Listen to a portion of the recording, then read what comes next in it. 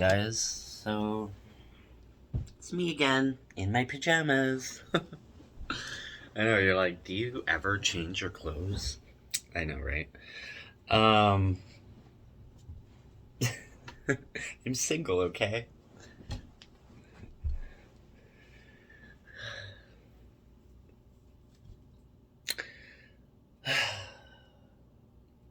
Alright.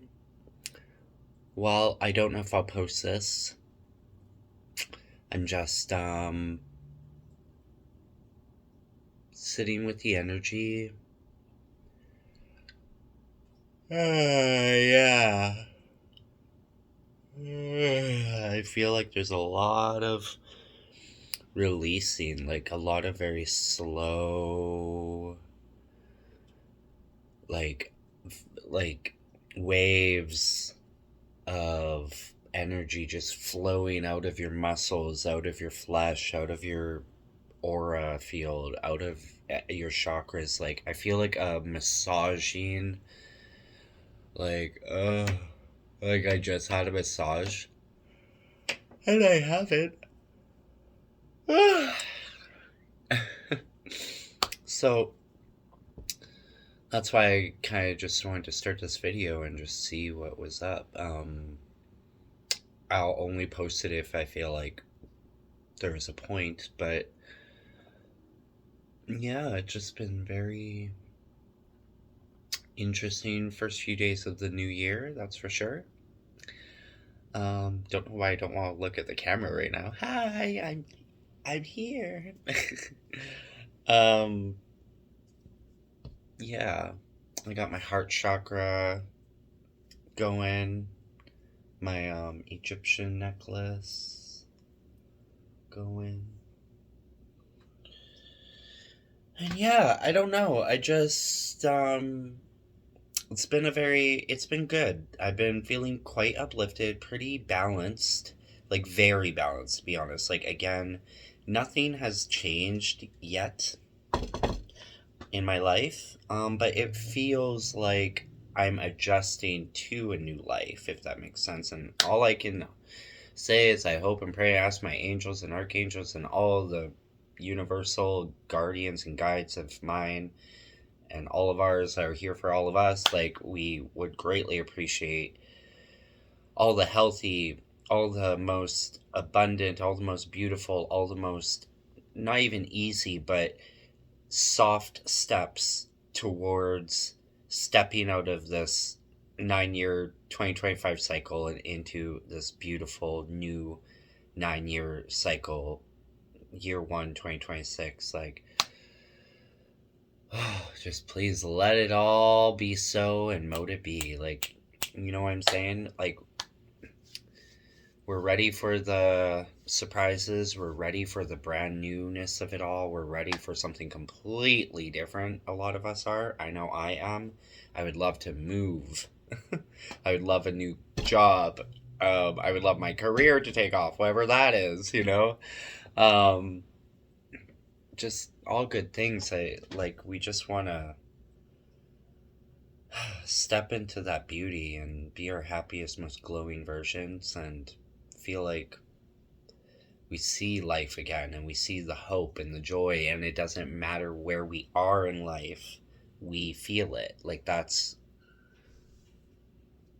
the energy, I guess. Like, we don't care if we're single, we don't care if, we're old, we don't care if, like, what's going on. As long as our energy is good and we're happy and we wake up every day just grateful to be alive, and even if we have nothing to do, it feels like, or we're still just trying to figure out what to do in our nothingness, we just know that the signs and synchronicities and spirit guides and the universe and this life are going to transform into everything that we're meant for. And I welcome it in. I welcome in that energy. I welcome in that thought. I'm appreciative to it. Like, I was just watching a reading where it was saying, like, you're like a starfish and you escaped a really bad situation, and you got to a place that was like very dry and very unsustainable for you, but at least you escaped. And then you found some water. It was murky water, it was kind of shitty water, but it felt like heaven because it was better than dry sand. You were in some water. And not to let the devil energy, which is just like your vices or your negative thought forms, or even you thinking that this is it, this is all that there is for me. At least I'm not in that bad situation I was 3 years ago, you know what I mean? But no, it doesn't stop here. This was like your resting place. This was your space to be with your family, or be with some loved ones, or be with your pets, or be with yourself. And now that you've truly come into your own in a way, or you at least know that you're meant for more than just this little puddle of whatever, you now is time for the next steps to bring you towards, you want to say hi, to bring you towards towards your real place in this world. Like, I was telling my cats just today, I think, or yesterday, I was like, are you ready? We're moving to that place by the sea, or place by the water. Like, we're gonna have a beautiful brand new home, a beautiful brand new yard, like a place for you to go swimming. Like, maybe we'll have a boat. I have none of that yet, but I know some way, somehow, it will all come together the way it's meant to, I guess, you know? There's no I guess, there is it is. But you know what I'm saying? Like, that's what I mean, trying to keep yourself balanced. So, for example, again, like, even if you're in like a job, not even just like a place that you live or like a city, but if that feels like your crappy moldy pond and you're ready to get out of here, I mean, I think that's just what the energy is. It's like being open and understanding and welcoming the universe to show you the new directions you could take, to try and just be very open that you still might need to take a few baby steps before you get to that place by the ocean kind of attitude. You know, we still might need to sit more in our uncomfortable unknownness, or like, for example, today I can't create if I don't feel like I like the energy to create, right? I've been very drained today, which is fine. I know I've been trying to put out a lot of reads, a lot of magic, a lot of whatever. And I was even thinking about, I was like, you know, I think one of my last readings was a little bit off. Like, I kind of was confusing the cards, and I'm sure the message was still great and out there. Whoever maybe watched it, shout out to you. But I was like, you know, your energy needs to recuperate. You need to relax. So that's why I was like, I don't even know if this video is going to do anything, but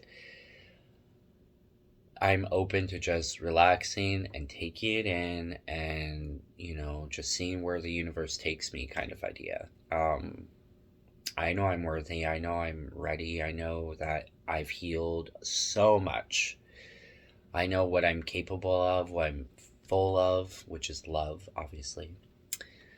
I know that I know my shadow side and my light side. I know my balance. I know what my vices are. I know when I'm being too much, or, you know, allowing myself to be taken more in the shadow aspect, I guess is what I'm trying to say, or, you know, staying balanced, or, you know what I mean? Like, we've come to a place of truly getting ourselves again, or finding ourselves again, being in a relationship with ourselves again.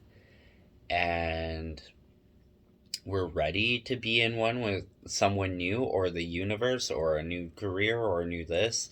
But we're also like, because we're like, are we ready?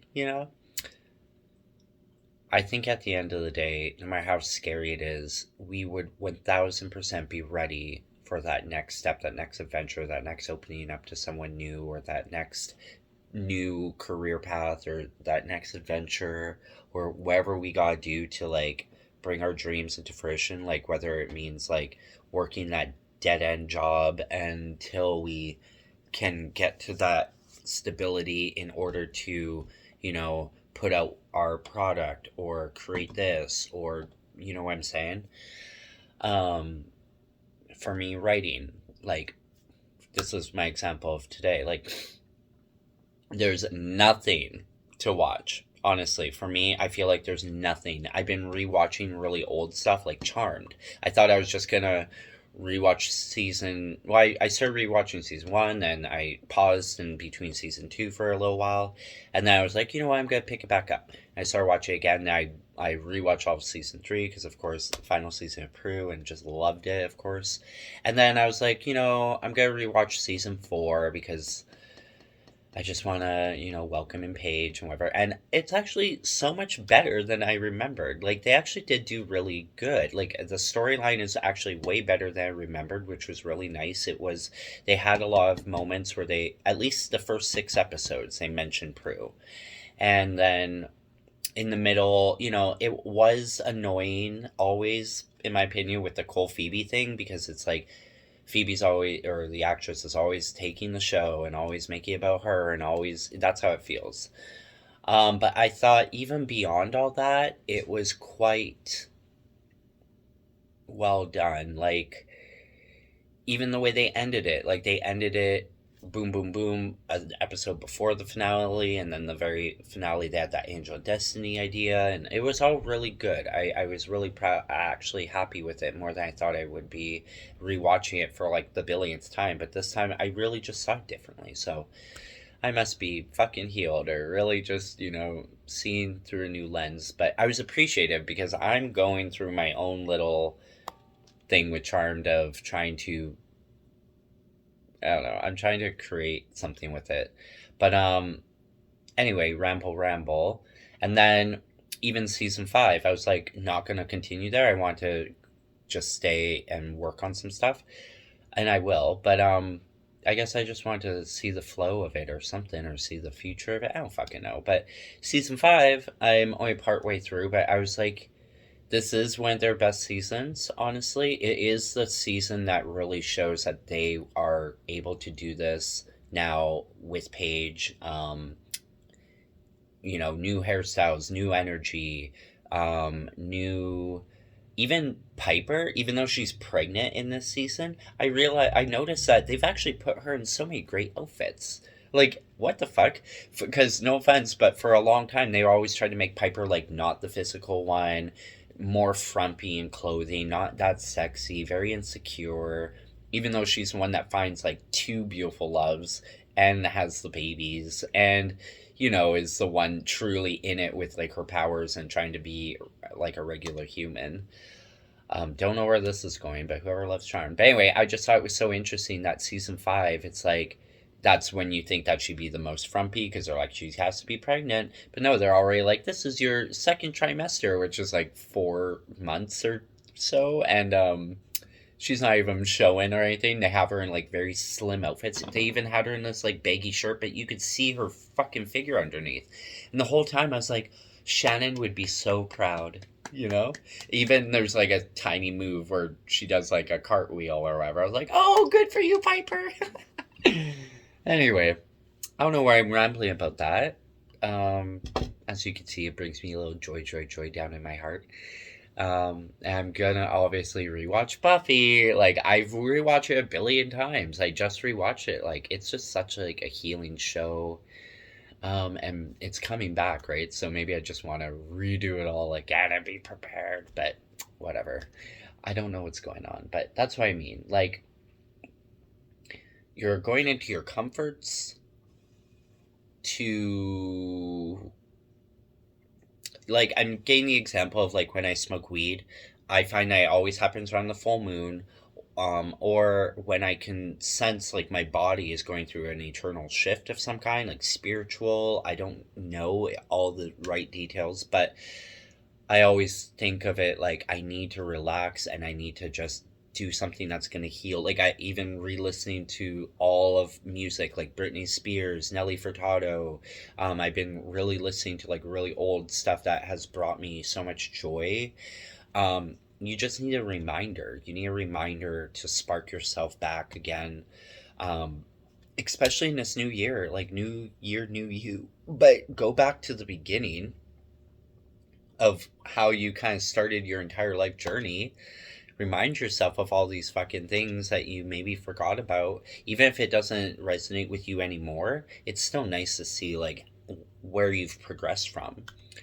And yeah, I can look back and laugh at a lot of things, like especially old relationships. You just gotta laugh. Go ha ha ha ha ha.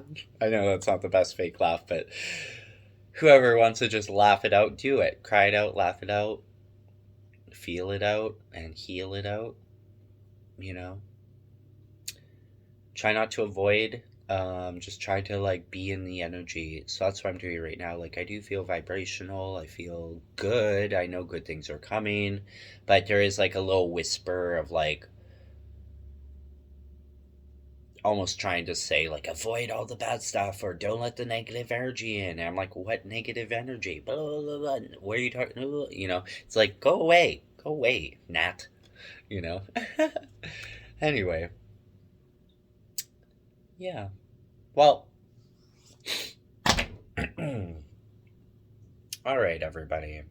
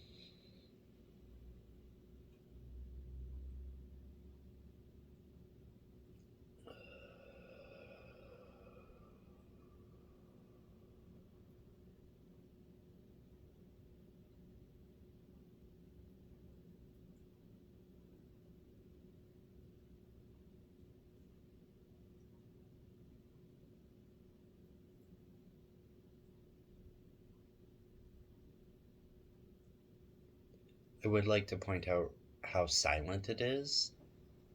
Very rare in my building to be first off.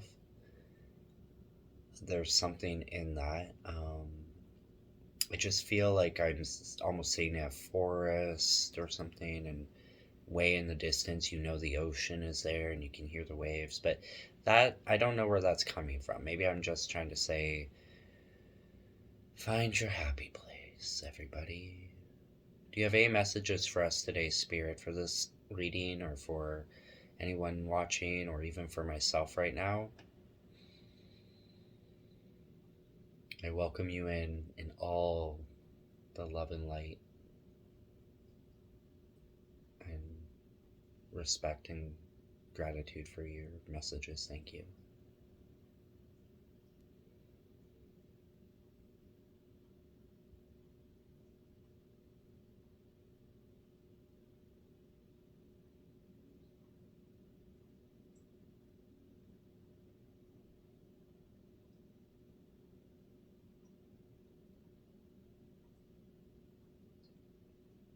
Okay.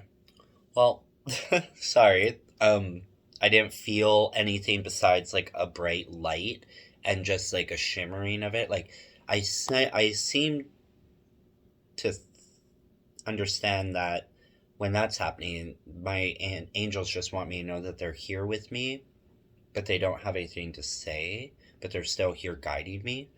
So yeah, we'll just go with that. Is there anything that you want me to look at? Anything else you want to direct in this read?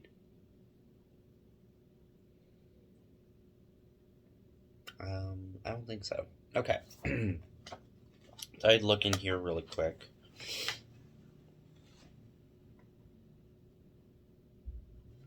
Oh, here's something.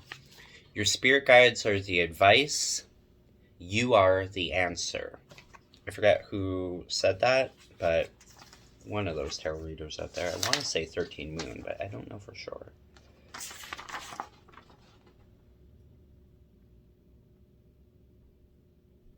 You could take a shadow art class.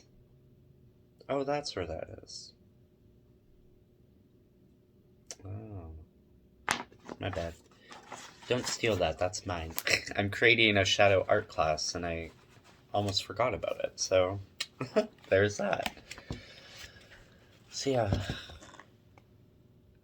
All right, I opened up to chapter 22. I guess tonight's about whoever needs to work on their shadow work, and that's fine by me. So this book is by Alethea Luna. Chapter 22, Shadow Work Exercise number 10, The Mirror Technique. As we have learned, projection is a technique of the shadow that helps us avoid what we have disowned. However, we don't only project the deeper and darker aspects of ourselves onto others, we also project our light and positive attributes as well. For example, a person may be attracted to another who displays fierce self-assertiveness, not realizing that this quality is what they long to reunite with inside themselves. Another common example, this time negative, is judgmentalism. How many times have you heard someone say, he or she or they is so judgmental? Ironically, the very person saying this doesn't realize that calling someone else judgmental is actually pronouncing a judgment and reveals their own judgmental nature. That's true. The mirror technique is the process of uncovering our projections. To practice this technique, we must adopt a mindful and honest approach towards the world. We need to be prepared to own that which we have disowned. Being radically truthful with ourselves can be difficult to the mirror technique. So the mirror technique does not require a bit of practice. Being radically truthful with ourselves can be difficult, so the mirror technique does require a bit of practice. But essentially, we must adopt the mindset that other people are our mirrors. We must understand that those around us serve us the perfect canvas onto which we project all of our unconscious desires and fears.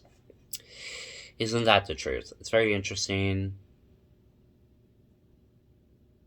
The people that come into your life and you're supposed to see them as a mirror. I get the aspect or the idea behind it, and I believe it, but I don't know if I believe it 1,000% of the time. You know what I'm saying? But I guess that's for you to figure out, right? Start this practice by examining your thoughts and feelings about those you come in contact with, as I was just doing. Pay attention to moments when you're emotionally triggered and ask yourself, am I projecting anything? Remember, it's also possible to project our own qualities onto another person who really does possess the same qualities. Psychologists sometimes refer to this as projecting onto reality. For example, we might project our rage onto another person who is in fact a rage-filled person. Or we might project our jealousy onto another person who genuinely is jealous. Ask yourself, what is mine, what is theirs, and what is both of ours? Not every triggering situation reveals a projection, but more than often they do. Also look for things you love and adore about others, and uncover the hidden projections there. The mirror technique will help you to shed a lot of light onto shadow qualities that you have rejected, repressed, or disowned on a totally unconscious level. Another way to approach the mirror technique is to use an actual mirror to help you come face to face with your own denied aspects using a simple household mirror to connect with your inner world. Also known as mirror work, can easily and rapidly reveal buried feelings, thoughts, and beliefs about yourself that might not be apparent in other situations. While gazing at yourself in a mirror for an extended period of time might feel a little uncomfortable and weird at first, I found it to be one of the most simple and profound practices that can be incorporated into any form of inner work, such as self-love, inner child healing, and so on. In fact, I love mirror work so much that I incorporate it into my routine each and every day after I shower at night. All that's needed is a little privacy and a few moments or minutes to yourself. To specifically practice shadow work while looking into the mirror, I recommend dedicating no more than 5 minutes to this practice at a time, as the thoughts and feelings that can arise can sometimes feel intense. Also, remember that you will need to practice self-love and self-kindness before, during, and after your mirror work. So to be sure to have some caring affirmations on hand, and never attempt shadow work using a mirror when you're having a rotten day or in a bad mood. Okay. Mirror work is quite simple, and no words or prompts are usually needed to get the shadow self to rear its head. As you gently gaze into the mirror, you might notice feelings of anxiety, embarrassment, awkwardness, sadness, and other uncomfortable emotions arise. Simply let these feelings arise, and if it helps, place a hand on your heart and stomach in a gentle self-hug. You might have thoughts such as, I look so old, I'm ugly, I'm a disappointment, I'm unworthy, who would ever love me, and so on, come up. And these thoughts are totally normal. They are aspects of your shadow. Don't attach to or believe these thoughts, but instead simply observe that they're just thoughts that come and go. They don't define your worth. Once the debris of your mind has come to the surface, practice self-love and compassion. Gently gaze into your eyes and affirm your worth in whatever way feels most authentic to you. For example, you might like to say, as you place a hand over your heart, I know you feel ugly today, but I think you're beautiful. Or, you are worthy, seen, valued, and loved. You can also speak in the first person if that feels more direct, offering yourself healing words such as, I am lovable, I am valuable, I am proud of myself. Doing this practice, even for 1 minute every day over an extended period of time, can make a world of difference in your life, bringing about deep ripples of mental and emotional healing. And then chapter 23, shadow work exercise 11, self-inquiry and resting in the I am. And that's so funny. I was like reading this mirror thing. I'm like, I do this like all the time. Like, every time you are looking at yourself in the mirror, tell yourself you're one sexy son of a bitch. Every time you feel fat, feel bloated, feel ugly, as it says, tell yourself, I love you in every fucking shape you are, every fucking version of yourself that you are, no matter if you're healing right now, if you're binging, if you're depressed, I still love you. I love all of you, the good and the bad and the beautiful. And the more I love myself in every version of who I am, the more I'm calling in the right person that's going to love me in every fucking version I am, And honestly, the last time that I used to do, like, I used to have this mirror at this place I worked in my bedroom, and I don't remember what I used to say to it, which is the weirdest part. It must have been like some kind of spell that I must have done, and then it's over now, so I can't remember it. But I used to like say affirmations and stuff every single morning, but specific ones, I think, and calling in like love and whatever, just saying how much I love myself and whatever. And I swear it did bring in this like incredible love story that I had at one point in my life. Obviously, it's not still here, so. Anyway. Still a good story, though. And I guess it's just saying to keep doing it. Oh, and what I was trying to say is that, so I feel like I'm pretty good with my mirror work, but I will do it again and really sit with it. But I think the next chapter, self-inquiry and resting in the I am, is actually where I'm meant to head next. So Thank you, Spirit, for that confirmation. That's what I mean. Like, I don't know where I'm going with this. Hopefully it's helping someone else. Don't know why I'm showing this book too, but I thought I would let you see some of my art. This is what I believe we all have. A star and a pond of water in the universe. I haven't looked at this book for a while. And then above our, or behind our star, is like a door.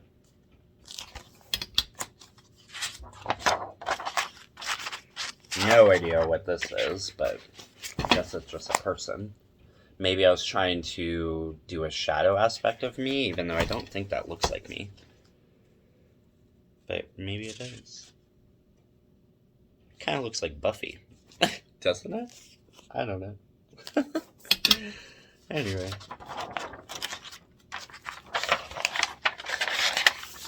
Some hands. Touching the mirror.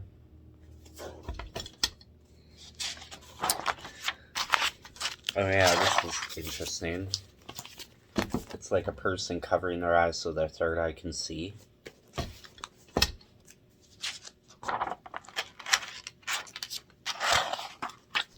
Some kind of something. Anyway, I don't know why I'm showing you guys this. I think it's because like I haven't looked through this for a long time. And so I'm just like, well, I'm here. There you are. Maybe I'll draw tonight a little bit. Because yeah.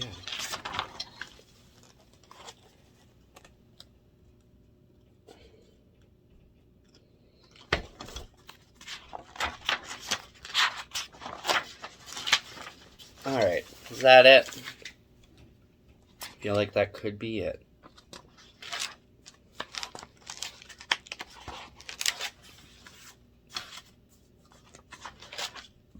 Yeah, the rest is just me drawing some silly shit. I don't know.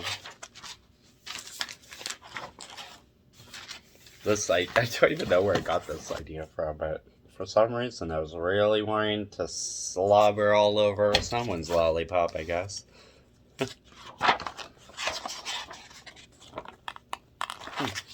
This is interesting. I don't even remember making that. Probably something I should put up. It says, "What feels lost is not yet found. Be the star." Oh, what feels lost is just not yet found. Be the star. Be not sad. You are never truly alone. I love you. How can I manifest friendship? I set thyself free. Stardust wrapped in skin. Loneliness is a delusion. Your tears are magic. Be with self and the answers will come. I will love again. Spirit guides be with me. Thy heart is bigger than their fear. This is me being very, very campy. That's me in a mirror, apparently. How funny. Anyway, there's some artworks shared for y'all. One more. I don't know. So, maybe I'll just sit with that and I guess maybe make some more art in a little bit. I have no idea.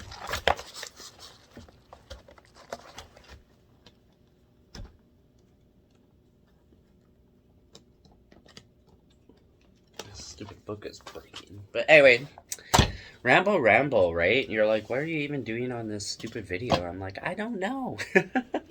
I don't even know if I'm going to post it. Alright. I think I'm going to pull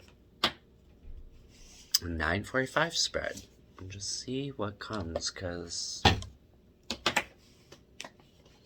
maybe there will be a message in here. Alright, it says, something Wicca this way comes. Love is the answer. Love yourself. And spiritual gifts. Use it, heal it, or use it, heal the world. Spiritual gift. So, let's see what that is trying to tell us. Do I need to do a spread of some kind?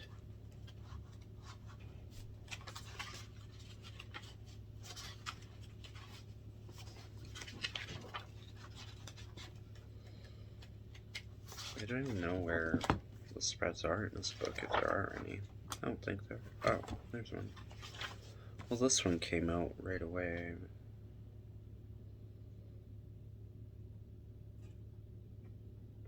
I don't want to do a...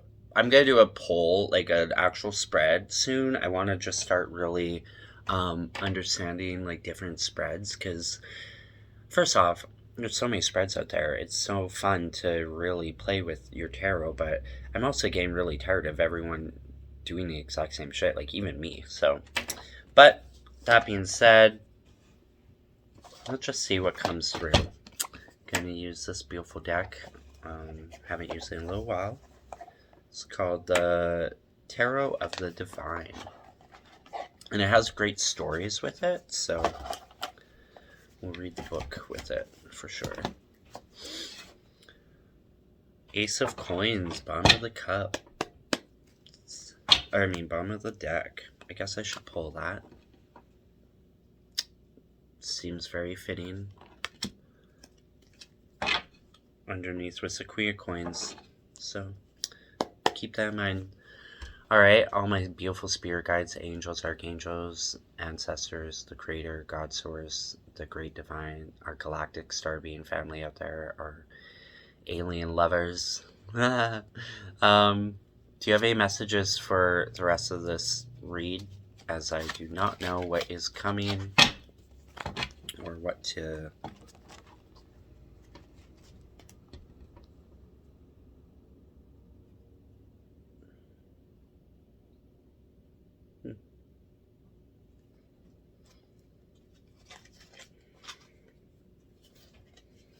Just want to make sure these are all the right way.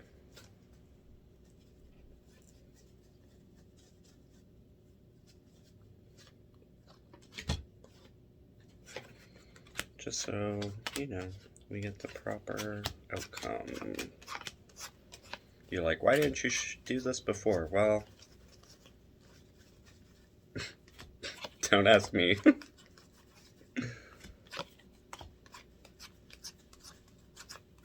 Alright, guides. What clear clarity, what clear messages, what clear, beautiful energies are you trying to give us today? Ooh, that was nice. I got the 10 of Wands, like you're regrowing. Everything that was once dead is now, boom, a beautiful new tree. Bringing you into 2 of Wands, which is just a beautiful balance and harmony and like your shadow and light and whatnot, And then your 4 of Wands, which it looks like a beautiful, like, it's like a wedding, right? Like marriage, romance, all that shit. So, that could be a message. I'm going to put the Ace of Coins back in the deck. If it comes back out, it comes back out. Alright. I'm ready, Spirit. Now are you.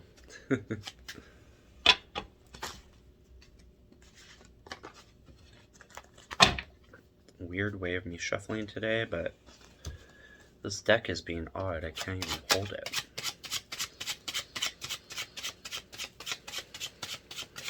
Any clear messages? Alright. Anything that you would like this to let me know? What's coming? What should we be ready for? What do you want us to know, Spirit Guides? Do you have anything to say? Or are you just sitting there? Okay. Okay. Darn 7 of Swords, I tell you. Comes out quite often. Like you're still facing a shadow aspect of yourself. Queen of Wands at the bottom.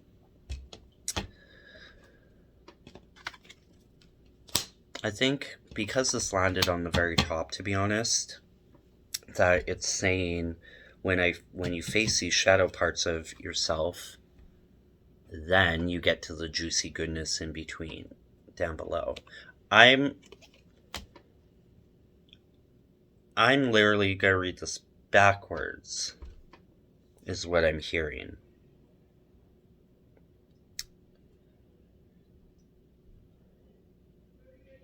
Yeah, I've never thought to do that before, and you can judge me all you want, but honestly, I'm seeing myself diving into the pile, and it's coming to the end, which is your Two of Cups. So whether you want to start with the Two of Cups or end with it, it's up to you. But personally speaking, I would like to end in my Two of Cups, so we'll go with that. So, gonna be in your Seven of Swords, okay? I'm just gonna read from everything, maybe. Well, I'll do it after. Seven of Swords, and then into your Knight of Swords, okay? And what's under... Oh, and the Queen of Wands, I guess. Bottom of the deck. We can decide where she goes after. Five of Swords. These damn swords, I tell you. Are we in our minds too much? Knight of Wands. Eight of Wands. I love that card.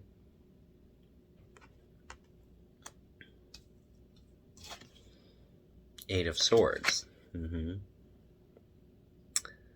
Not my favorite, but, you know. And then the Two of Cups. And the Queen of Wands.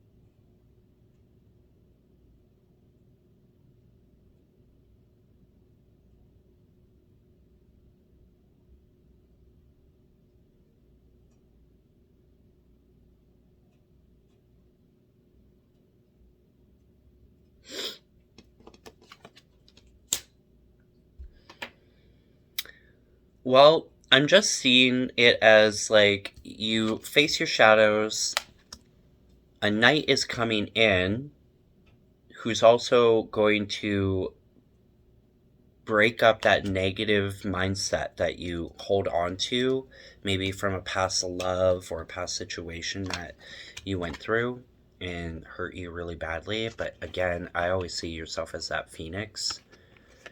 You're not going to be controlled by anyone else. You're not, you're done with all that. And your knight, like, this guy is probably like the same guy, that dude and him. And there you are trying to stay safe. You want to be the phoenix. And you got this, like, knight energy coming through. And there's swords, which is, again, with the mind and stuff. Or I'll look it back up. But I see them rushing in to help break you free into your phoenix mode of some kind. Into your Knight of Wands. See, she's like the fire, like the phoenix. And you go into your Rainbow Raven, which I always see it as, like, you transforming all those negative,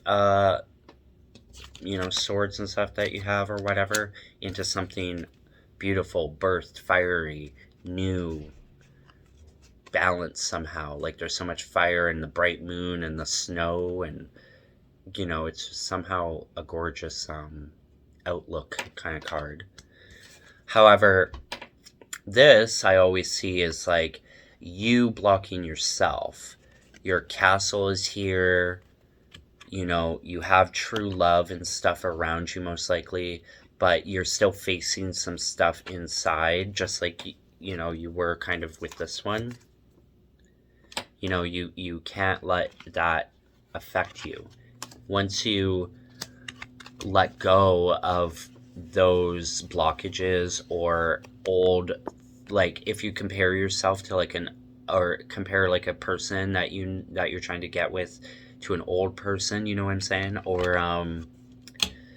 Or someone's offering you like something beautiful and you don't trust it or you don't believe it because you haven't ever received such a thing before in your life. You're just so used to the shit end of the stick, or you just think you know how it's gonna go. That's you blocking yourself. You can't predict it. You know, you think you can, but a lot of the time you have to still let it play out, but the choices are yours, and keep your boundaries and keep your eyes open for any red flags and stuff. But I mean, green flags are what you're not used to. So remember, green is the heart chakra. And if you just face those, your Two of Cups is right there. And what's crazy is that the reading I was talking about earlier that I was watching about, like, shout out to Paul at Dove Serpent Tarot. Yeah, girl. Got the snake on us. Woo. Anyway, he did the reading and it ended with the Two of Cups. And it felt kind of murky too at the beginning. So, how random, but I must be in the right energy. Okay, and then Queen of Wands at the end. So let's just see.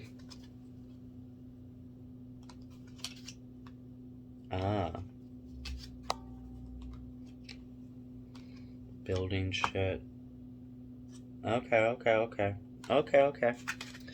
Well, if you really must know, we'll go through this and then I'll dive even more. But okay, I just like using this book because they have such a different stories for each card.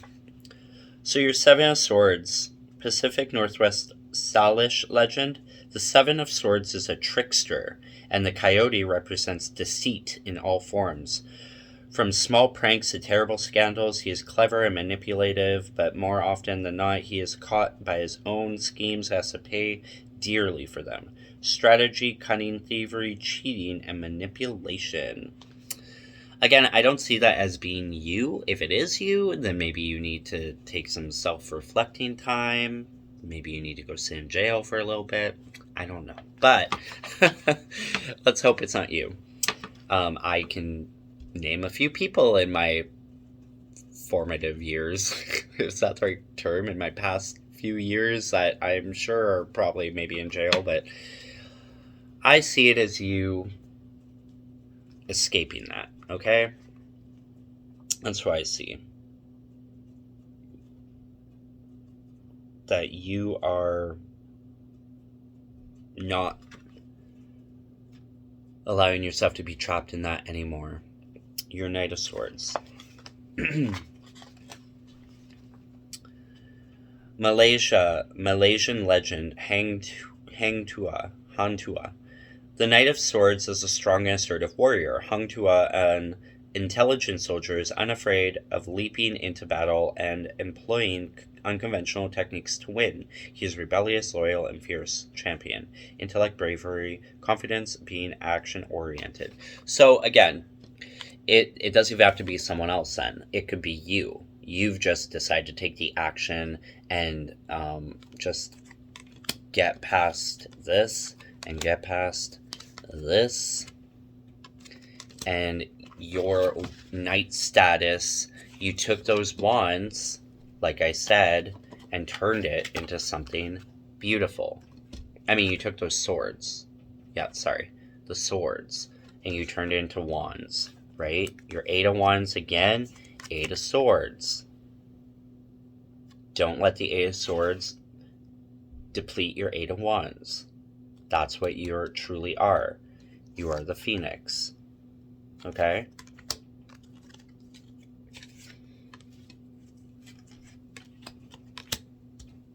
You are the Phoenix. And if you think about it,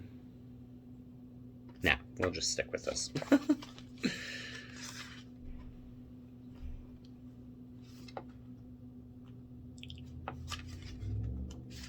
So, like it says, Knight of Swords is just taking action. Five of Swords, Osiris, Set, and Isis. Egyptian mythology. The Five of Swords represents a fight won through deceit. Set overthrows his brother, Osiris, and is seen gloating over his brother's inconsolable wife, Isis, while Set represents a tyrant of a victor. Isis is defeated combatant who will eventually bring about Set's defeat. Surrender, betrayal, bullying, violence, crime. So, again, no matter what you're going through, just surrender to the universe, believe in your magic, believe in karma. You know, you don't... Virgos usually are the karma, which I do love that saying, but it's been a long time since I've tried to dish out any karma. I know the universe and my angels do that for me. I don't need to do shit. It's been very nice. For example, like during Christmas, I was like, I will not be involved in any family drama, any weird polls or anything like that. I will just sit back with my popcorn and watch it play out, and it did. It played out pretty interestingly, and I didn't have to do nothing, and it was nice. And now more things are kind of coming up that I'm still keeping my boundaries with, and I'm just gonna let it play out because I know it has nothing to do with me. I wish them well. I hope it works out, but at the same time, I don't hope for anything because I don't need that energy. You know, I don't need to fix anybody right now. When you come to me and really ask for help or whatever, fine. But throwing little sprinkles of possible I'm doing better type energy, you know what I'm saying? But it's like the first little message you want to see down the line, if that's true. I'm going to let it play out, and I'm not going to be involved. Because I know my worth. I don't invite in any disappointments. It's just not the life I'm going to live. And whoever isn't in that energy with me and doesn't want to come with me in this life that I want to live, then you can stay where you're at. And maybe I'll see you down the line. All right, then.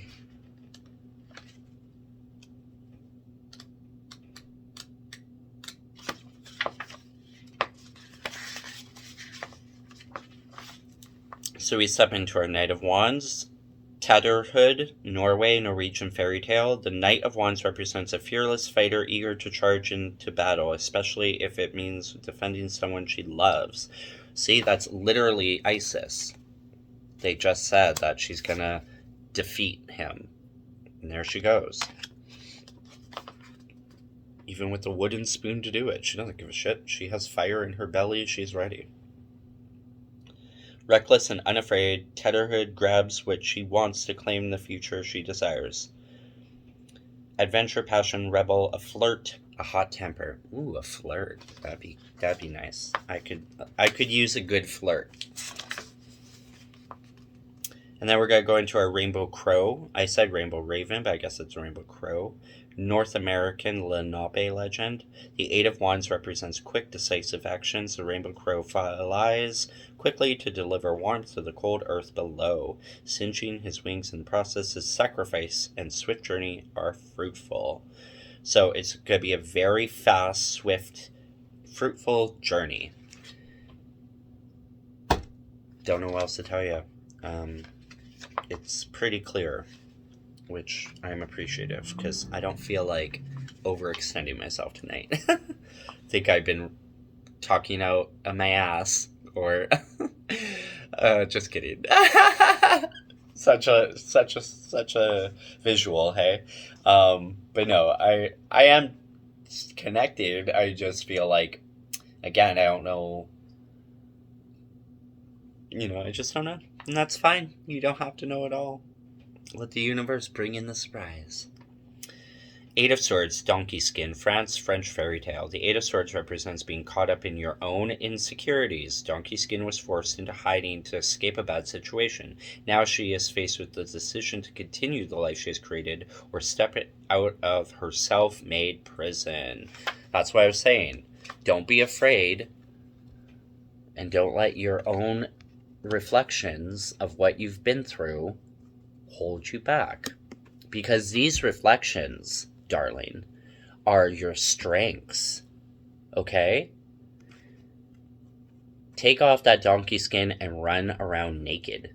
Be proud of your body. Be proud of who you are. Be proud of your scars and everything you've gone through. Be proud that you're alive. Be proud that there is hope. There is a future. You're so used to living in this cave. You're so used to being, that afraid on your own, protecting yourself the best you can, even though there's like hope or a smoke signal of hope in over there, get out of that. You are not that anymore. You are transforming your swords, your 8 of swords, into your 8 of wands. Okay? You are this rainbow. You're no longer the donkey. You are the crow. And as it said, you're moving swiftly. You're bringing fire to the earth of winter below. I mean, it sounds incredibly beautiful in my opinion. And if you trust and believe in yourself and you don't let those negative thoughts and stuff overtake you, your 2 of Cups is right there. 2 completely different souls, different beings, different ethnicities, different everything, but they belong together and they know it. See, he even has a belly and he loves himself and he loves him and he loves him, or she or whatever you want to think of it as. It's amazing. There's gold and silver kind of looking platforms. There's snow all around. Even though it's trees and stuff with like little buds, so you're blooming, but I also love that it looks like snow. And just them embracing, so well. There's Kip. Kip and Hunter, I think his name is. But, yeah. I call in my Hunter, please. Anyway. So. La la la. Beautiful read. 2 of Cups. 2 of Cups. Enkidu and Gilgamesh. Iraq, Sumerian mythology. The 2 of Cups is an ideal relationship that still faces difficulties. Gilgamesh was a tyrant until Enkidu was created for him to be his equal in every way. Though their initial meeting was rocky, they came to love each other very much, as opposites who complete each other. A happy relationship, equality, partnership, attraction, and connection. We gotta have that attraction, girl. I mean, heated rivalry is great because not only does it show you just like what a real gay relationship is and like how it is, and like to me when I watch that show, I am not like overtaken by it. Like everyone's obsessed, everyone's crying, I was like, the only thing I don't like about the show is how many years it's taken for them to finally be together. It's like 9 years, right? And I'm like, ugh, maybe when I was a teenager, but my God. It is beautiful though. It's very Notebook-like, but what is the best thing about it is like how authentic it is to like just the way that we talk to each other, the type of love we're trying to give to each other, how we're also, shy or, it's so funny. It's like, I think people just love the love. Like gays really are very real when they find their person, right? Like we can get wrapped up in the hookup culture and not feeling anything, but what's beautiful about heated rivalry is that it's not only giving you like all the hope and tears for them to keep such a love, but you want it for yourself, So I don't know, even the straight girls, so it's cute. And I love like especially the actress that plays the actress, and she's like talk about pegs and holes, and they can have all that. Like I think I'd rather be the hole. Like, I hope every girl out there is like loves moments like that where she can help someone be their most gay authentic self, and hopefully a beautiful friendship happens after. Like, that's how girls should be, instead of like feeling like, oh my god, you're gay, you should feel shame, you used me, all that stuff. Hey, what if you're gay too, honey, and you were with a gay guy this whole time because you're gay too and you just didn't want to admit it yet, you know? Women, I feel like, take, I don't know if it's sure for sure, but I find that women take quite a lot longer to come out of the closet. I don't know how accurate that is, but I think it's because like the bisexuality of a woman is so pushed that you think, well, it's just an experience, or I do like that girl or whatever, and you don't ever really think of like fully being in a relationship and getting married. But if you did, whoa, could change your entire existence, you know?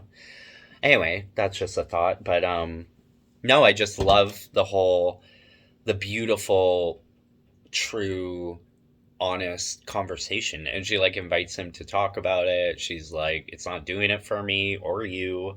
And it was great. Like, because personally, there's nothing worse, in my opinion, than being gay and then watching them try to have sex with a girl. And you're like, I'm like, oh, you know, I'm like, no, no.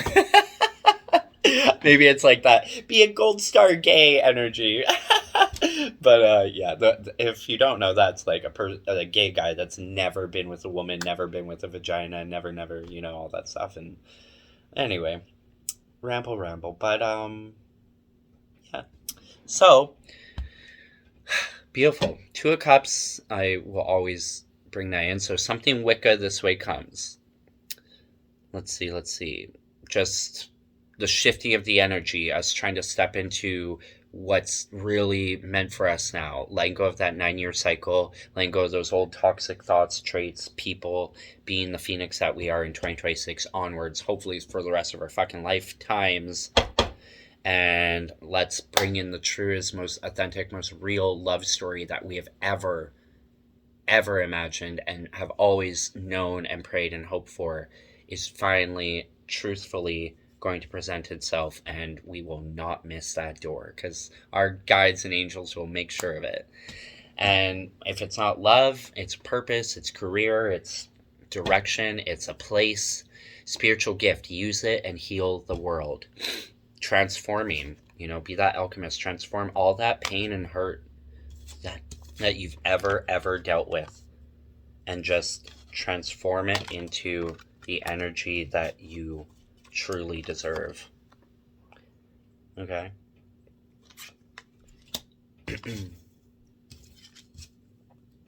And then what I was trying to say is, bottom of the deck, we get the Queen of Wands. Okay. Now you're the fucking Queen of Wands, bitch, not the 8.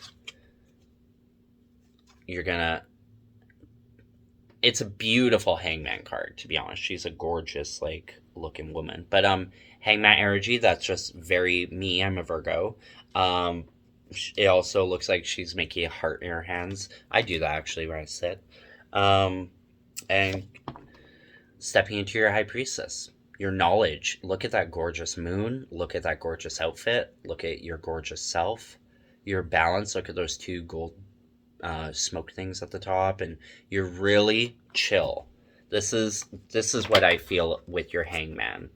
Your Queen of Wands energy has brought you into a beautiful, abundant enjoyment of life. You can rest, you can relax, you can take time to get your knowledge, to beautify yourself and just feel beautiful, to bring on any creative ventures, any creative stories, or whatever you want to think of as you being creative, you know, just being in love with yourself. Because again, when you love yourself and everything that you are, and you're not doing this, your love story is gonna happen. And it could even be like, I see it as like you should be here before this happens. But I mean, you could just, after of making these, you know, feeling yourself in that energy, it will bring in the right one. But again, meeting the right one too, or the one, it doesn't have to, I guess, be the forever one, but I hope it is. But you know what I mean? I feel like both your energies are just going to melt together, and you're going to feel so authentically yourself, and you can come apart and you can come back, and you know what I mean? But like, you're always tethered. I don't know what I'm saying, but I just think like you're going to find yourselves in each other.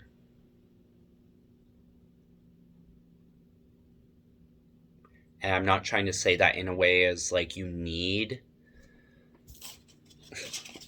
There. Okay? I was going to say, I'm not trying to say that in a way that you need someone to find yourself, because that is so not the case. You should always be you, and know what you want and what you're worth. And you don't have to know it all, but have an idea of what you won't put up with. Like, don't change yourself for somebody just because you think that's what you should do.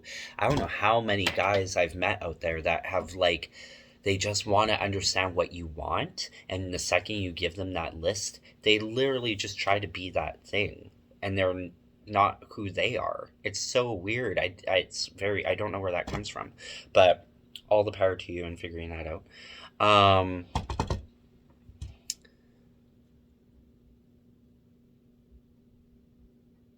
Where was I going with that? I was just trying to say, like, just when you're your most authentic, happiest, glowing, you've taken charge, you've transformed things, action, and again, stepping into your high priestess mode, your Queen of Wands, and just chilling with yourself and your good vibrations. You can do that with the love of your life, or your perfect partner, or like work, or whatever career choice. You're just so happy with, you don't have to do nothing, is the energy. You're just finally at that space where you're like, wow, this is what life is supposed to be. Finally, And what I was trying to continue on is keep your strength. It's brought you strength. Okay? And I always find it interesting, there's a crocodile inside the lion. Crocodile's jaws are extremely strong, so maybe that's why they're trying to say that, but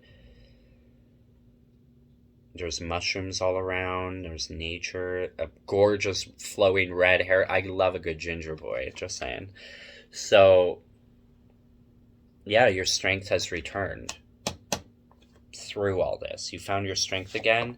Your Seven of Wands, you're creating your, I want to say, like, your boundaries. You have your boundaries. It's not, your sun is right there. You're protecting your sun, okay? You're protecting your sun energy, because you are not giving this up.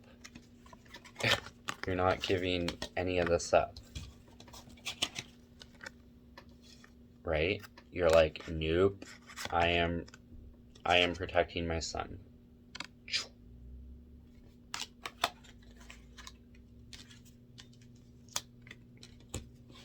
And underneath that, stepping into your Queen of Cups. Bam.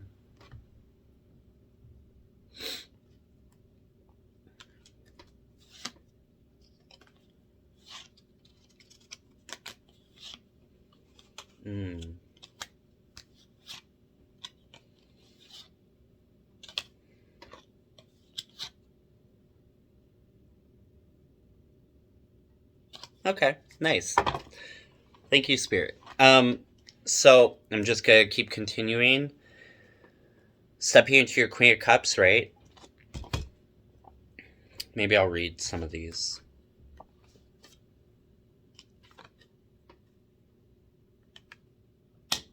I do love the book. I don't know how much you guys want to hear me read, or how much you want to understand. So, of what I'm seeing. So, Queen of Wands, Hawaiian deity.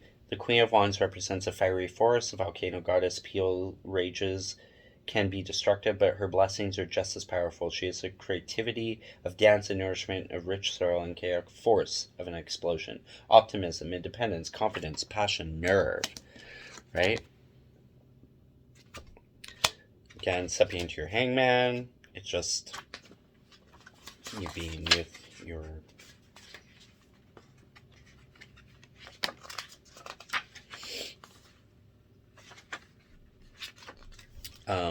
Italian fairy tale, Sleeping Beauty. The hangman ceases forward momentum to avoid disaster and instead favors reflection. Sleeping Beauty is a symbol of status. With the options of sleep or death, she chooses to wait for more favorable conditions. Suspension, restriction, sacrifice. Yeah, so I'm seeing, like, again, you're stepping in your Queen of Wands, your High Priestess, whether it's before or after you've gone into your Two of Cups mode, but Two of Cups is if outcome no matter what, in my opinion, and your High Priestess. So your Hangman, you're just like, you're chill. What did he say? Oh shit. I'm trying to think of Paul. He was saying something about, like, what you don't feel is good for you, you don't let in, kind of thing. So your hangman, you will sit and you will wait and you'll just be happy sitting around reading and enjoying yourself until the right energy pops in, right? High Priestess.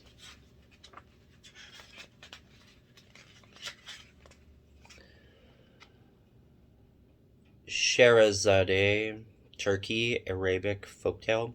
The High Priestess is a keeper of vast knowledge. With a story for every situation, Sherazade asks the listener to focus on what their subconscious tells them, encouraging them to form their own conclusions. Her power is vast, yet subtle. Her answers always mysterious.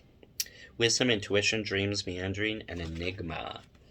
And again, that brings me into your strength. Or Seven of Wands first, then the strength and the cups.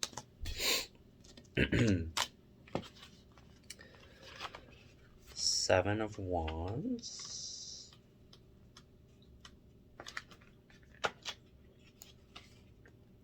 John Henry, Alabama, American folktale. The Seven of Wands represents an indomitable force. Against all odds, John Henry stands up for what he believes in and is willing to fight to the bitter end. His courage and resolve is an inspiration even to those who disagree with him.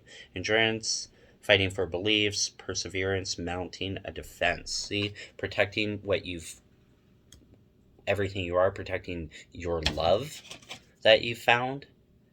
You could have family members, you could have people that a lot of the time,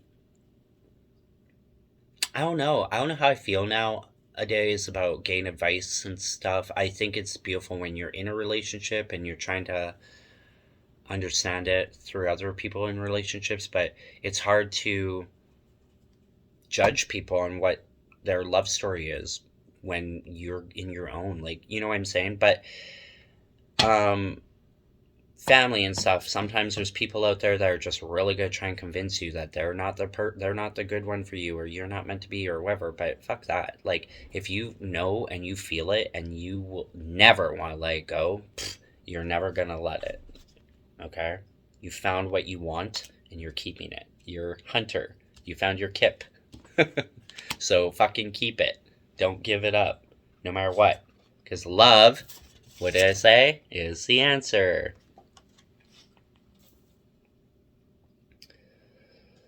Okay, after the Seven Swords, it was your strength.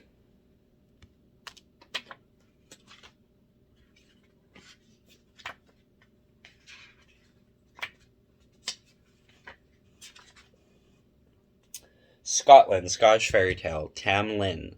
The strength card is about willpower and determination, focus, persistence, and the ability to confidently stare any challenge in the face and overcome it. This is not physical strength, but purity of heart and purpose. Courage, conviction, control, determination, and patience. Be patient, right? And walk into your Queen of Cups without any, like, with the easiest flow in the world. You're just like the water. Also, mermaid. I have a beautiful belief that we pretty much all started as mermaids. So to me, I'm seeing this as like you're just stepping into your true ancestral roots. Okay, your Queen of Cups is like your gift from God, your gift from the divine. Okay? So, Queen of Cups.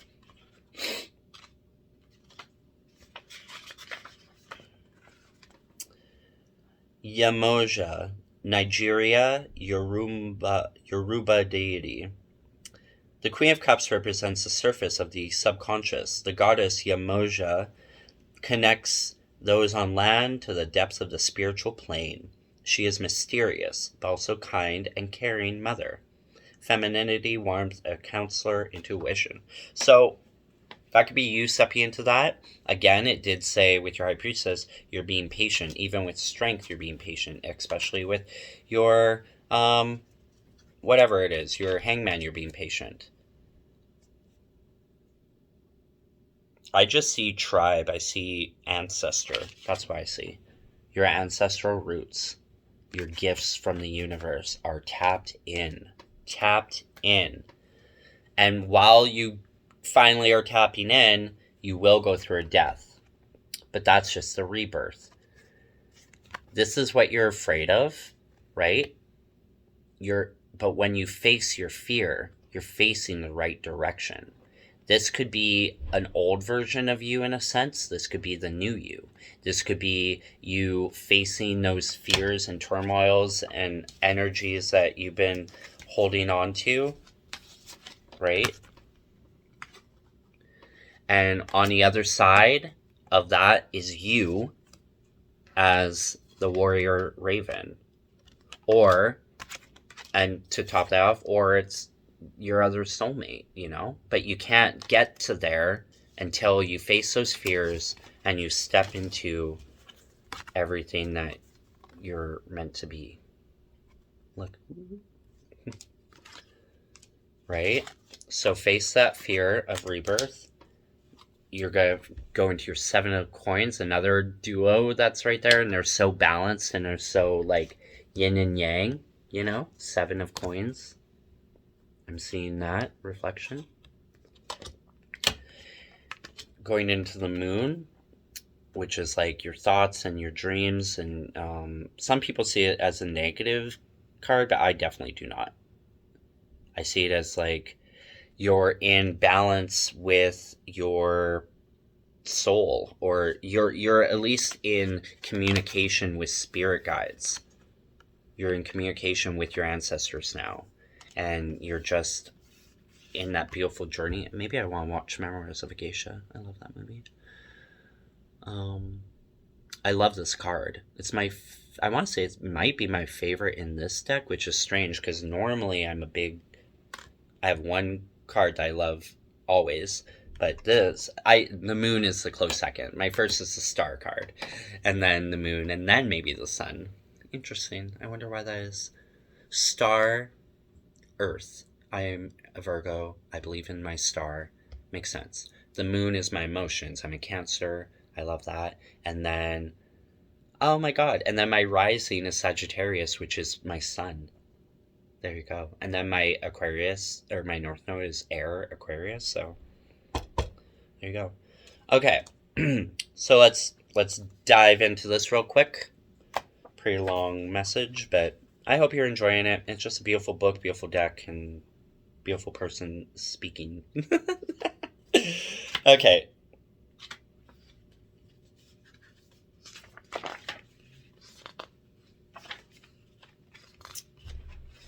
It's all coming together. Trust.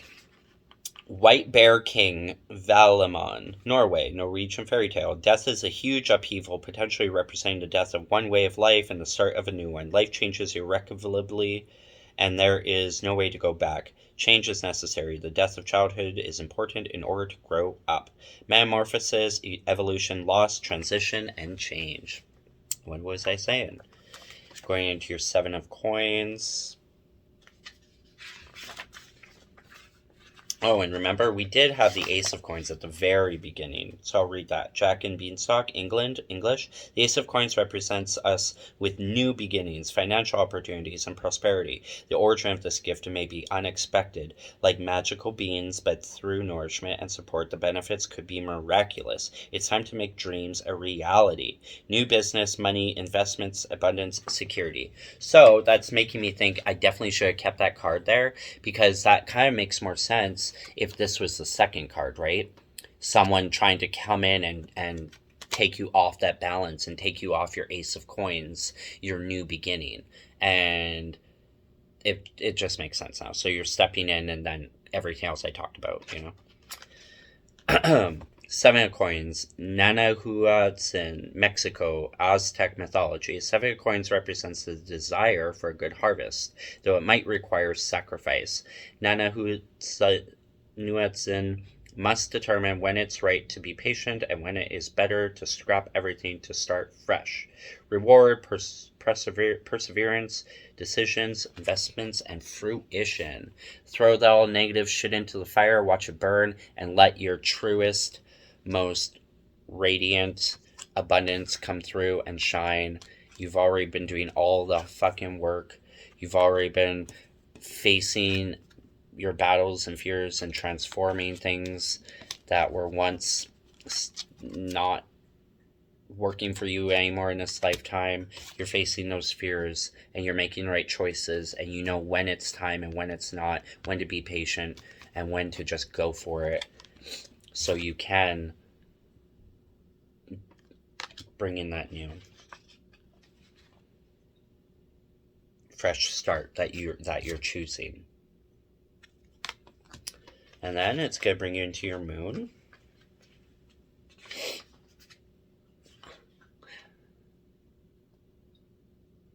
Crazy. So I literally was saying that I love the star, and I love the moon, and I love the sun. I don't know how accurate I even knew this, but it goes sun, star, moon, and sun. What? And what's the card after that? Judgment? Oh, okay. So the moon. Princess Kaguya. Japanese fairy tale, Japan. The moon is the subconscious in all its illusions, potential pitfalls, and the possibility of self-deception. Here, two tanukis, shape-shifting, raccoon-like animals, each stare at a different moon, though it is not clear which is the real one. Oh. Illusion, insecurity, or reverse, joy, enlightenment, resolution, deception, revealed, relief. So, again, be wary. Make sure that when you're stepping into all this, like, newness of you, that you're not pulled back into anything trickery.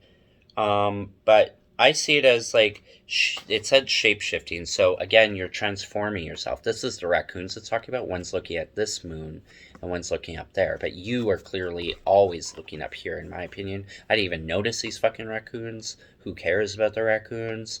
Again, I always see the upright, or the reverse. Like, when this comes out, I guess, I see the enlightenment. I see the deception revealed. I see the enjoyment. So, however you want to take it, it's up to you. But I see beauty in the moon, and in everything that the moon tries to bring us. Like, why else do we make moon water and drink moon water if it's such a not a positive thing? Why do we cleanse our crystals in it? Why do we sit under it? You know, the moon is I wanted to say a mistress, which is interesting. I don't think she's a mistress, but maybe she is compared to the sun. Mistress of the night. But she's got a lot of wisdom in her. Owls love the moon in the dark. I think of the moon as being like this beautiful wisdom of knowledge and connected for some reason to like water. Whereas the earth is definitely not.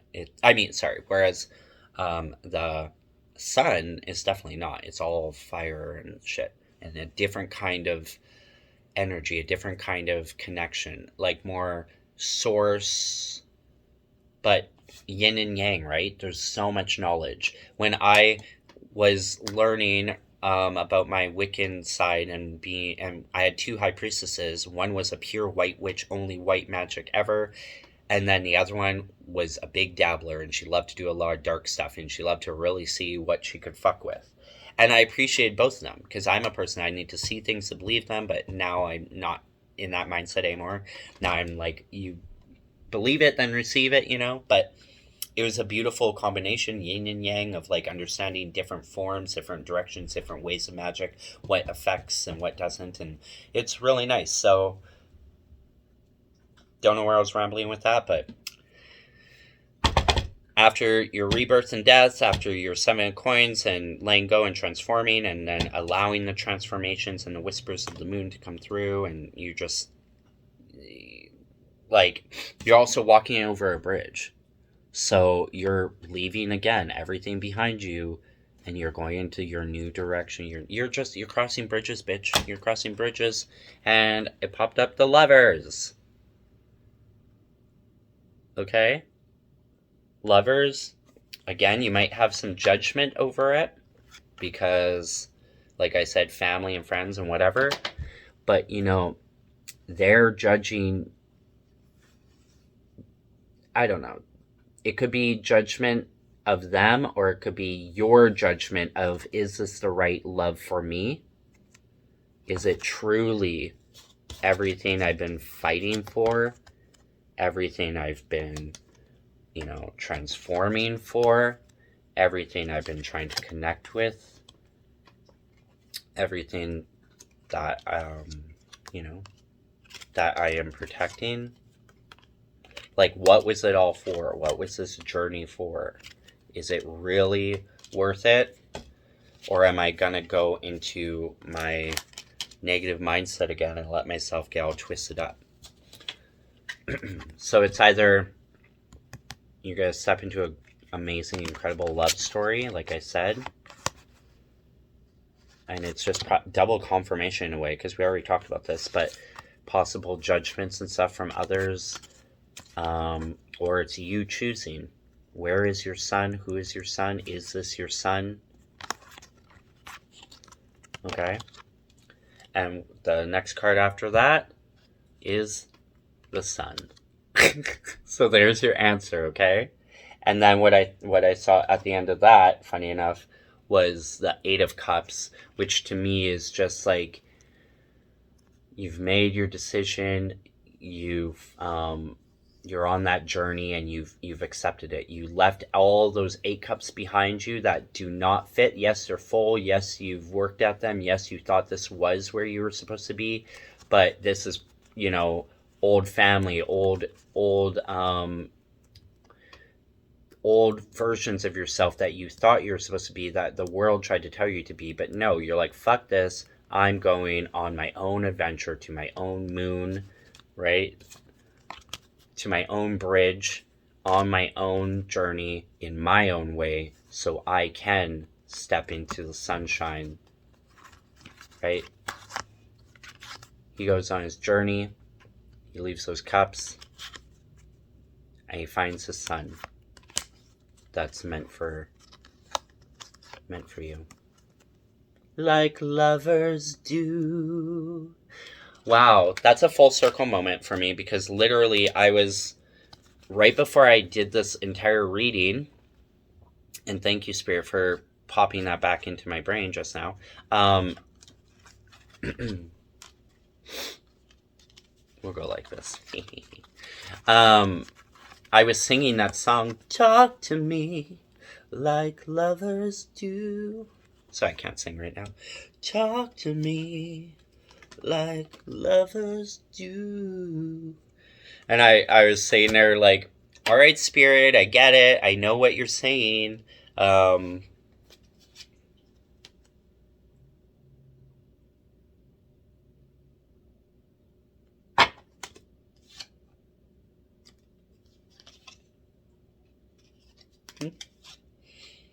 shit.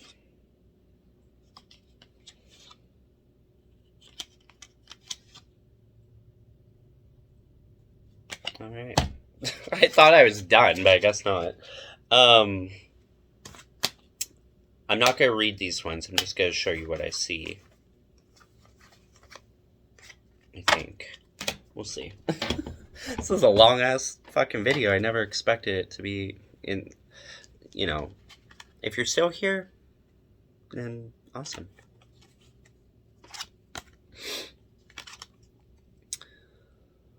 Well, I thought I would... Yeah, I guess I'll keep going.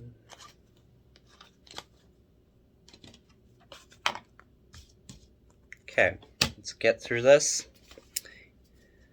Anyway, yeah, that talk to me like lovers do. I was like, okay, Spirit, well, bring in the one that wants to talk to me like a lover does. Like, I don't know what you want from me. I understand the message. But nothing in my life has like even brought forth a person to even be flirty or loverly or whatever with. So I leave it up to you, source, spirit, guides. Like, I am open and available. And I like the beautiful song messages. However, I would love it to show up already into fruition, because I don't like these little snippets and surprise games and me being super hopeful and then nothing seems to happen. But I believe, but you know. Anyway, I just thought that was interesting that was the end of this read in a sense, and that song popped back in. So I think that was Spirit confirming, or I know that they were confirming that was the end of this reading, but I do have a few extra cards. Anyway, I'm just going to try my best to quickly read this out, just to confirm with you guys, in case you want to hear what they say. So the Eight of Cups is Moses, Egypt, Hebrew legend.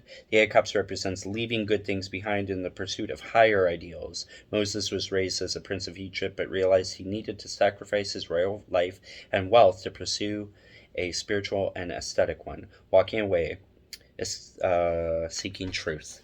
And there was like one of the cards before this said like making that choice or whatever of leaving things behind for something better, right?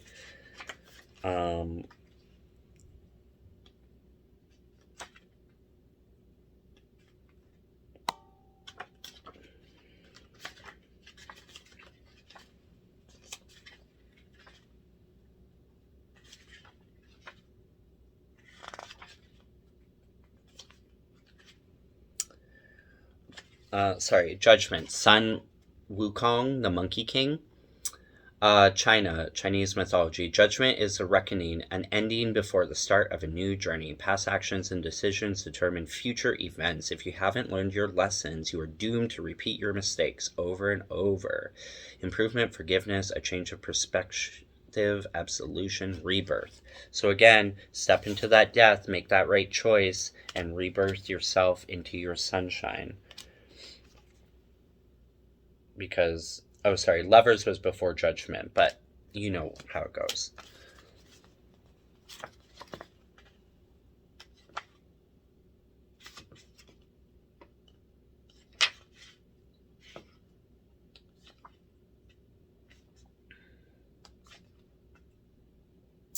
The Beauty and the Beast, China, Danish fairy tale. The Lovers card represents romance, opposites attracting, the duality and balance of carnality, physicality, and fire versus spirituality. Emotions and water. The pair emphasize the importance of communication and herald an important crossroads. Love, harmony, trust, a leap of faith and choice, right? Take that leap of faith. That's what you're doing. Just, if it feels right, for real, give yourself that time, hermit out. Like, you don't have to make decision right away. If it's truly that love story or that purpose or whatever, like, you will know it, you'll feel it, you will believe it. And even if it doesn't, fully, at least you'll know, you'll learn from it, right? But I believe in you, and I believe in love, and I believe that it's the answer. So keep on keeping on. Something wicked this way comes. Believe in that magic, everybody. Believe in your gifts. It will heal the world. And the most powerful gift in the universe is love. The sun god Ra, Egyptian deity, Egypt. The sun is success, birth, confidence. After passing through difficult times, Egyptian sun god Ra proves everything is illuminated with optimism and enthusiasm for the path ahead. Satisfaction, accomplishment, joy, luck, vitality. Can't get much better than that. I wanted to go through this really fast, though, because I wanted to understand. Two of Coins.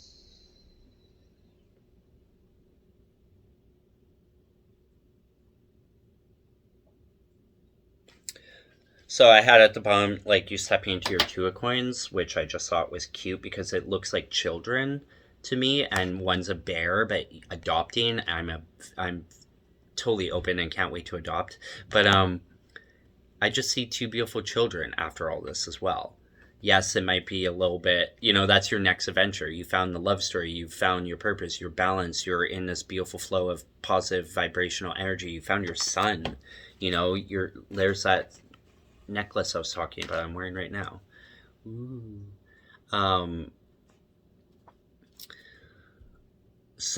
But it doesn't stop there, right? Just because you found your happiest true love moments and hopefully the sex is great and all that stuff, it's gonna bring some children and a whole new story, a whole new journey for you, a whole new everything. It says that, balancing opposing forces, she embodies the dualities of work, family, hobbies, and careers, and wants versus needs, flexibility, multitasking, balance, prioritizing.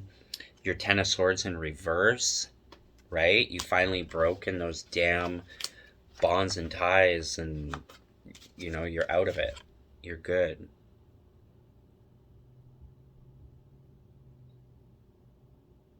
You're good.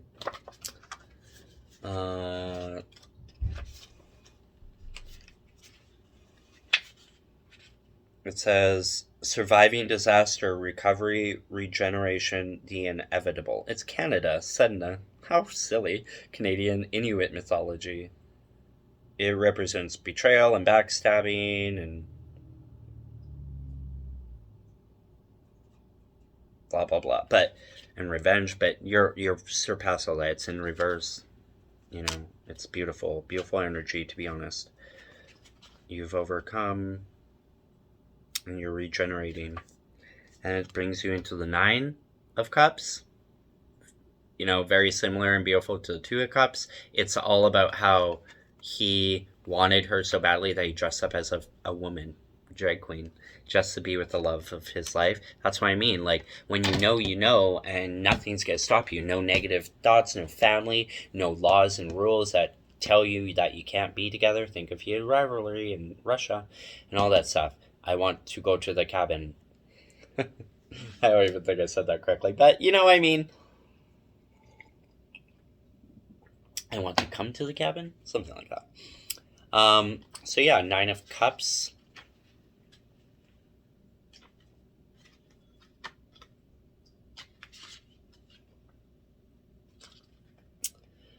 Taj al-Muluk and the Princess Danya, Iran, Arabic folktale. The Nine of Cups represents a happy ending achieved in the unexpected ways. Prince Taj al-Muluk fell in love with Princess Danya, but she refused men. He used trickery, disguising himself as a woman in order to win her heart. So, again, all that trickery energy in here, too, could just be your true love trying to get your attention, or someone trying to get your attention and offer you the Two of Cups, right? And in the end, it will all be a beautiful, beautiful love story. Ashe.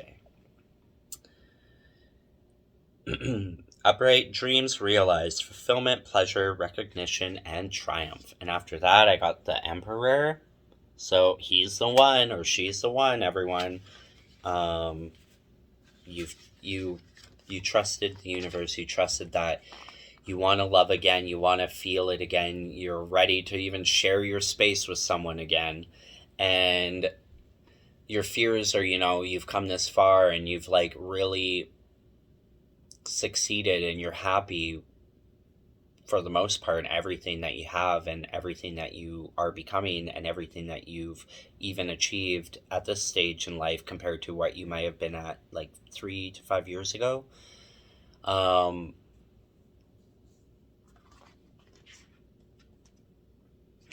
But you're not afraid, right? You're ready. You're ready for that next adventure no matter what crazy shit comes through. And thank God it's an Emperor. A true Nine of Cups, a true Two of Cups, a true love. Because it won't be as scary or as... That's what I was saying. You can't predict the future. You can't sit there and think, oh, it's going to be the way it was. Or, oh, what if I can't handle this? Or what if, they're messy, or silly, dumb things. But that's that. You cut that out. You no longer need that mindset. You can actually sit and just be relaxed as who you truly are with your emperor and maybe some kids. Because this is what you deserve. And you always did. And you always knew it. It just took a while. That's all. It just took a while, universe. So the Emperor. King Arthur, Britain, Celtic legend. The Emperor is the ideal father figure, a warrior and a conqueror. King Arthur rules over his kingdom and his sometimes unruly knights with a just and firm hand. He unifies the fractious, defends the weak, and lends his knowledge and understanding to all his subjects. Stability, leadership, bravery, bold action, and structure. Or you could even become the Emperor, wherever you decide, wherever you think. It's going to bring you into your world. That's what I'm saying, bitch. That yin and yang, that true love. That world, magic energy is everything that you've all... Like, you're stepping into what, like I said at the very beginning, the world, like the life and world... The life that you always wanted, or this is what life is all about kind of attitude, right? You finally are in that bliss. Just pure, true, real... all because of the fears you've faced and the decisions you've made to believe in your star self and this energy that got brought to you from the universe, and not being afraid of trying to understand it. And in the end of it, it's gonna be beautiful. Keep believing, keep believing. The world. Hinemoa and Tutankhamun, New Zealand, Maori legend. The world is a happily ever after ending following a difficult journey. Hinemoa and Tutankhamun represent a victorious conclusion, a positive outcome most desired. However, a conclusion also heralds the start of a new journey. Completion, recognition, fulfillment, triumph, celebration. I might end it there, but these were the last two cards I pulled. Was your King of Wands. I just loved it because it's like that raven, but it's actually now a peacock. And it's still like a peacock phoenix, and there's your sun. And right after that was the Ace of Wands. So the first card in the deck and the last card in the deck. And I believe that's the universe. It goes right with that rainbow raven flying down, you know. So let's see what those say.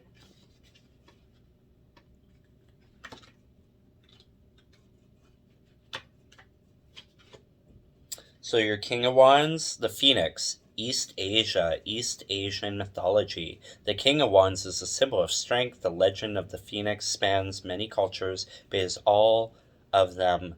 The Firebird represents nobility, rebirth, strength, and loyalty. Honesty, passion, leadership, charm, flexibility. Well, I like that part because saying that the Firebird represents nobility, rebirth. The Phoenix spans many cultures, but in all of them, the Firebird represents all of that. But what I heard in my speech was it spans many cultures. It spans all of them. Like, it brings them all together. I was thinking about like how I consider myself a gypsy. I love the word gypsy. I have Polish, Ukrainian roots, Romanian, a little bit in there, all that stuff.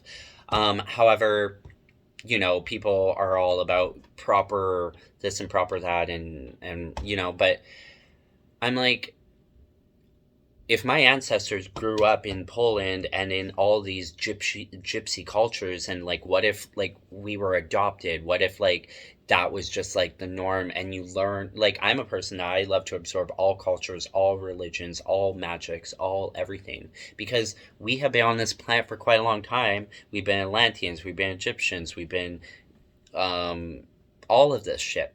So it's like it makes sense that we would combine it all, and that is truly what our soul is. We take all the knowledge that we've lived and we bring it together. So no disrespect at all to any cultures that might think you can't practice these things because that's not your race, your ethnicity, your background, whatever.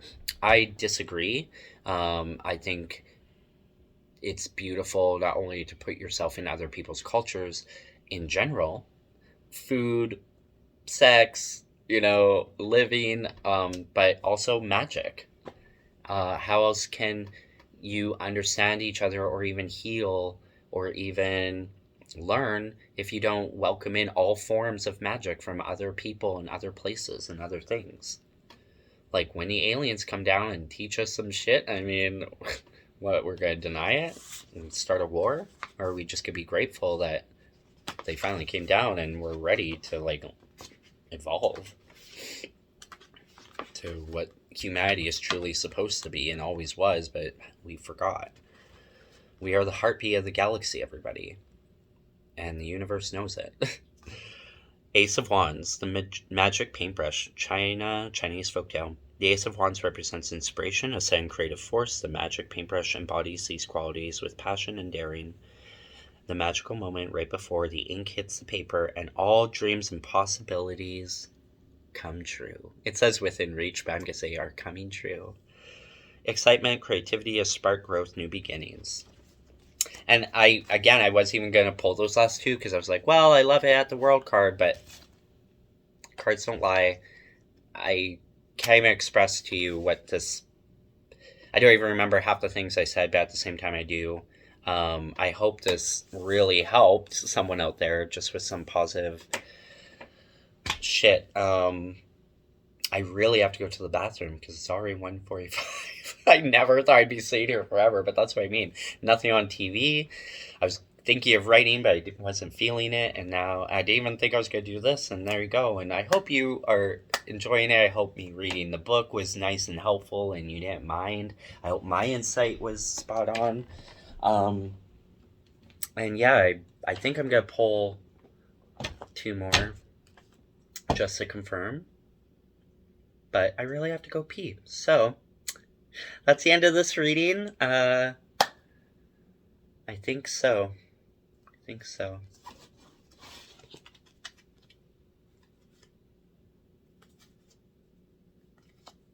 Yeah, that's the end. Okay. Thank you guys so much for being here. Please, if you liked this, or if you even got this Pegasus this far, at least like the video, right? Don't sit here for almost 2 hours to not like a video. It just helps me some way, somehow. I don't make any money doing this at all. I'm not trying to put it out there in the universe, but I'm rich, but Anyway, any help, any love, any support, any comments, I'm always ready to just take them on and see what you have to say. And yeah, hope this helps. Happy New Year, happy blessings, and let go of all those old versions of yourself and just really, honestly, let yourself be the star that you are and were born as. Okay? Bye. VirgoStar out.